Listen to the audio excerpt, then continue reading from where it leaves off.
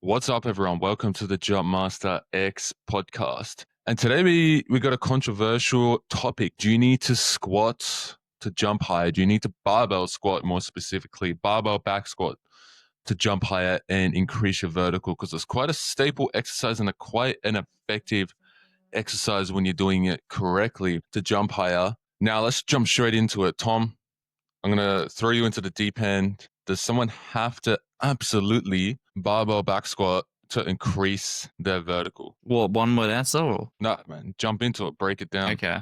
Well, no, they don't have to. Like we said with the deadlift podcast, it's another tool we can use to, increase someone's vertical, increase their overall force output and their strength levels. Now, I would say more people will need to barbell back squat than barbell deadlift to jump higher if I have to, put an absolute on it. Now, obviously, there's going to be situations where someone can't do that, whether it's a case of injury or they're not quite confident in the exercise. With the confidence thing, that's more of a short-term reason to not be able to do it. I think everyone should learn how to do it. If they have the capabilities of doing it, injury-free, pain-free, then you should be doing it. And I think a good 9 out of 10 people should have it in their program at some point, in my opinion. Yeah, for sure. It's definitely one of those staple exercises. And if you're not doing it, you need to do something that is similar to that movement pattern, because for 2-foot jumping, 2-foot approach jumping, 1-foot jumping, as well, getting your muscles stronger in that sort of sequence and position is vital in order to increase your maximum force production. And if you don't increase your force production, it's going to be hard for you to jump higher long term. You literally have to increase how much force you produce. Otherwise, you're just going to plateau. Now, do you have to barbell back squat to do that and achieve that goal? No, you don't have to. Is it a convenient exercise to do because that's what most people have access to is a barbell? Not everyone has access to all the substitutes you could do, like all the machines or specialty bars and things like that. Or maybe someone has injuries and things like that, and they can't do it. But is it a convenient option that most people can do? Yes. And if you're doing it correctly, where you're doing it in an upright position, prioritizing more of the quadriceps, going deep, elevating the heels, all that, then yeah, it's going to be quite effective. But what are some really good substitutes for this exercise, Tom? If someone didn't want to do a barbell back squat or had some sort of limitation that could achieve the same, if not extremely similar results. Now, real quick, if someone says they don't want a back squat, I feel like that is a pretty bad excuse. That's very different to they can't.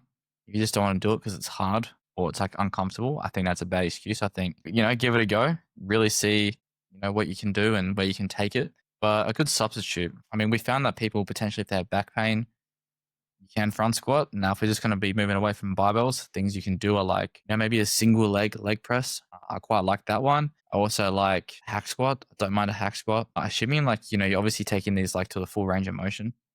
Those two for now. If we're just talking about, has somewhat of a similar pattern to the barbell back squat. I don't want to go into things like, Bulgarians, because you really move it away from them. Yeah, no, for sure. There's plenty of research on squatting and jumping higher. It works, and we have a lot of anecdotal experience with it as well with our athletes too. It simply works. But for substitutes, like you said, single leg press, that's interesting. Why not a double leg? Why not doing it with both legs at the same time? Why a single leg? You can do it double leg, but I just like the single leg because you can really bias the quad. You even get a bit of glute at the bottom there.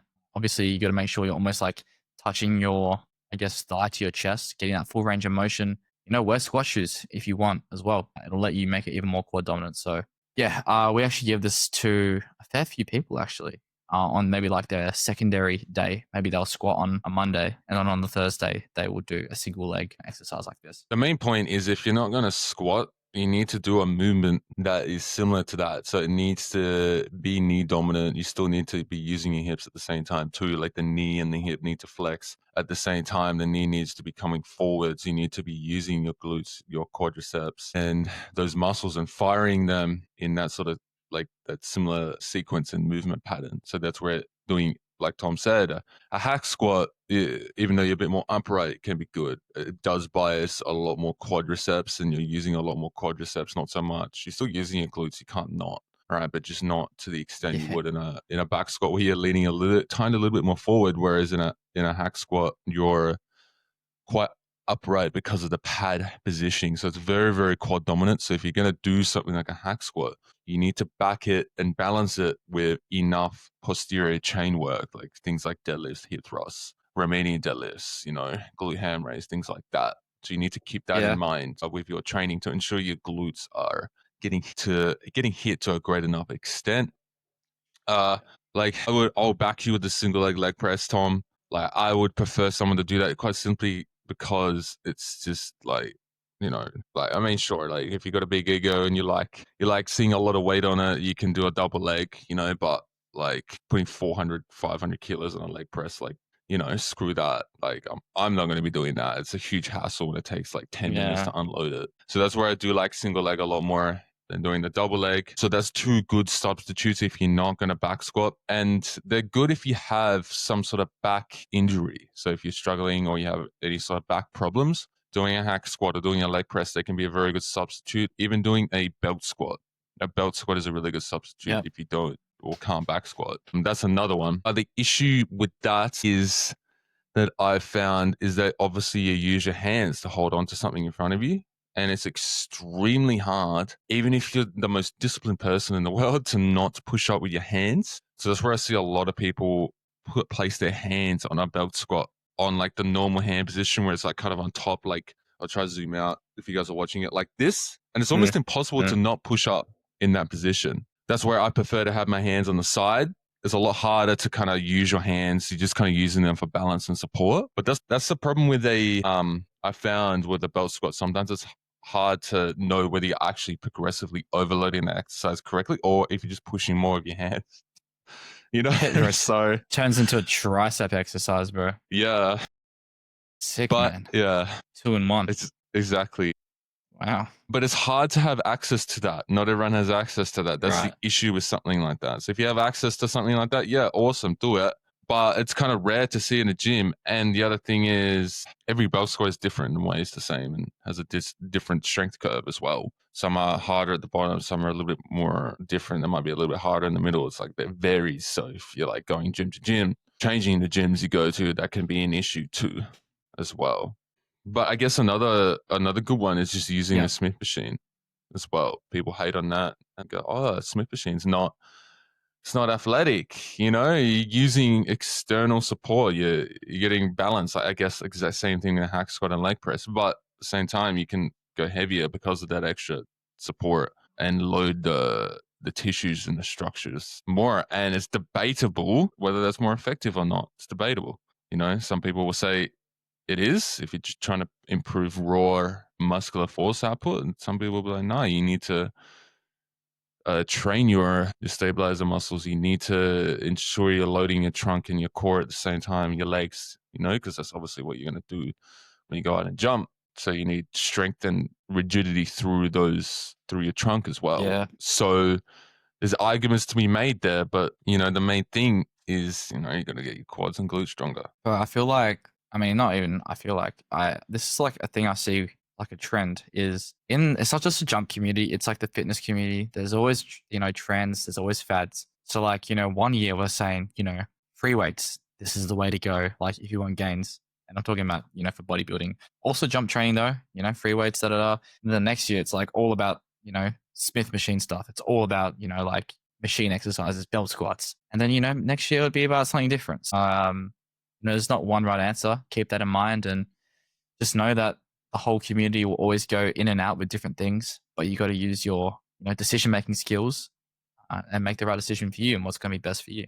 Don't just follow what, the top, random people are doing. Yeah. So with anything, the answer is never to one extreme. It's always in the middle. Exactly. So on social media, Yeah. people always like to That's what I go was to trying to say. extremes. Don't do this, do that.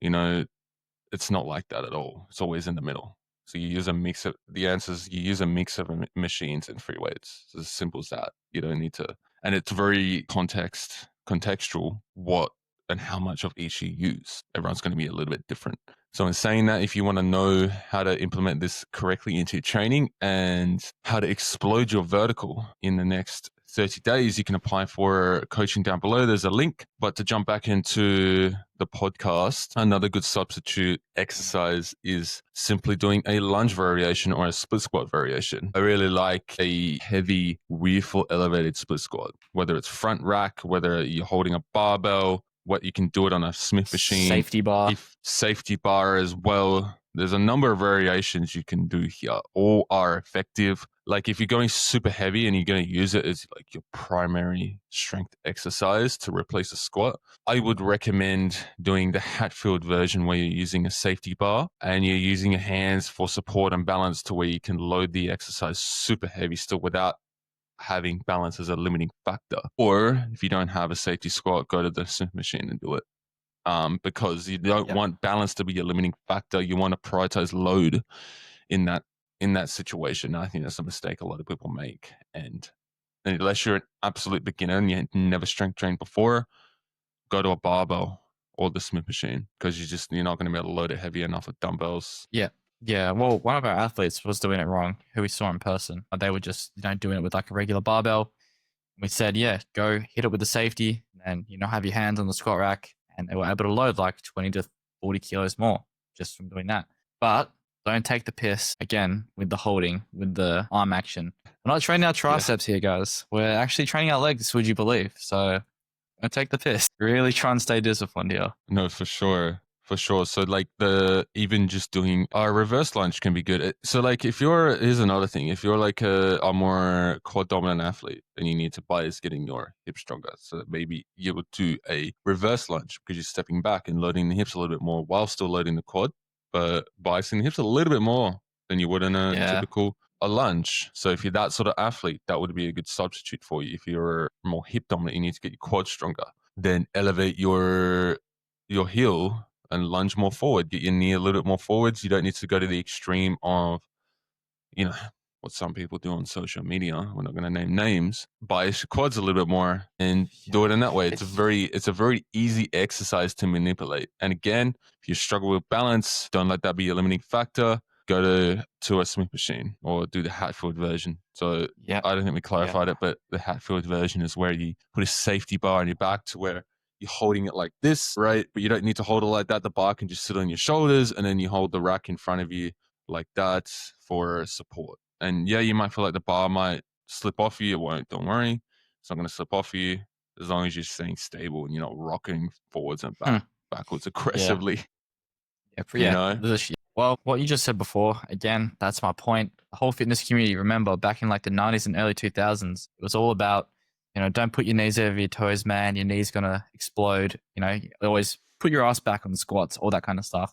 And then it's almost like transition now. It's like, you got to put your knees 2,000 kilometers over your toes. Like, you have to do hack squats like Tom Platz or, your knees are going to explode. Where's the answer? It's obviously going to be in the middle here. There's not one right answer, but, the general underlying thing is get your glutes stronger, get your quads stronger, get your hamstrings stronger, make sure you're jumping enough, sprinting enough, and you're going to jump higher. No, for sure. I guess there's for like other exercises as well that we haven't mentioned. There's quite a few machine squat variations that we didn't mention, like that I guess a little bit more niche, like a pendulum squat. I haven't really played around with a pendulum squat before, but that can also be a good substitute as well. It's quite easy to squat deep on that and get a deep range of motion. I've heard good things about that movement, so that can be a good substitute. I don't. Have you ever used a pendulum squat, Tom? No, but I've only ever seen one, I think, and it's at a new gym that's only recently been made. And I've only ever seen one in person, so I never had the chance to use it actually. No, for sure. Another one, I guess, is a Zerka squat, to where you hold the bar kind of lower down towards your hips and you kind of like, it looks like you're hugging it a little bit and it's kind of sitting in your elbow crease joint. I'm sure most people have seen that. I haven't done that personally, but yeah, honestly, I haven't played around with that too much, but it's going to achieve the same thing as a squatting pattern. You can bias the quads more, blah, blah. It's just a different loading position. And it's debatable if that's better than a front squat or not as well, because you don't need to have that front rack position. And I think the loading, in terms of the loading, is similar. I think the back squat, you can still load more than that, but the I think that Zerka squat is a close second, and then maybe a front squat follows after that too. Yeah, I just remember like a year or 2 years ago, that was like the new thing. That was the fad, the hype at the time. If you weren't doing Xerxes squats, you're missing out on gains. If you weren't doing it, you weren't going to make progress. Obviously, there's a fine line with that. It's just another tool in the shed, isn't it? Yeah, no, for sure. So, like, I guess to ultimately answer the question, do you need to squat to jump higher? The answer is yes, but do you have to do a specific variation? Do you have to barbell back squat? No. You have to, Yes. but you have to do some sort of variation. One of the ones we mentioned, because you have to get stronger in that positioning and movement pattern in order to increase your vertical. Like, it's just you have to, and otherwise you're just gonna Mm. plateau. And the amount and the variation and all the nuances we covered in this podcast, like they're very dependent on the athlete and dependent on what injuries you have. And I guess what you like doing, like if you absolutely despise front squatting and every time you go in the gym, you don't want to do it and it's literally demotivating you from actually going to the gym. For instance, pick another variation that you're going to enjoy more. And if you're more motivated to do the exercise, you're quite literally going to push harder on that exercise. Like you will, like, because you're going to want to do it more. So you're going to push harder. It's just how it works. It's how the mind works, you know? But Mm. like I go through phases where I'm like, oh, fuck, I don't want to back squat, but I just force myself to do it anyway, you know? Yes, So there's a yes, me and front line. squats. Yeah, there's a line between what Tom said, like, if you're just being a bitch or, whether like it's something that, you need to do and, you just want to change it up because you've been back squatting for a long time. It Yeah, depends. but But yeah. Really ask yourself, how much do I really dislike this? Because there's been sets on front squats, like a front squat set of 6 or 5, like kind of high rep. I have to like talk myself into doing it for like 8 to 10 minutes. But I still do it. I don't know. That's yeah. yeah, Maybe the question should be instead of do you need to squat to jump higher? Do you need to be stronger to jump higher? Well, we know the answer to that. perhaps Yeah. that's the next podcast. But if you guys want to know what variation you should be doing and how to implement this correctly into your training, you can apply it down in the link below for coaching. And Mm-hmm. we hope this answered the question and we hope this podcast helped you out. And we'll catch you in the next episode. Thanks for watching. See ya.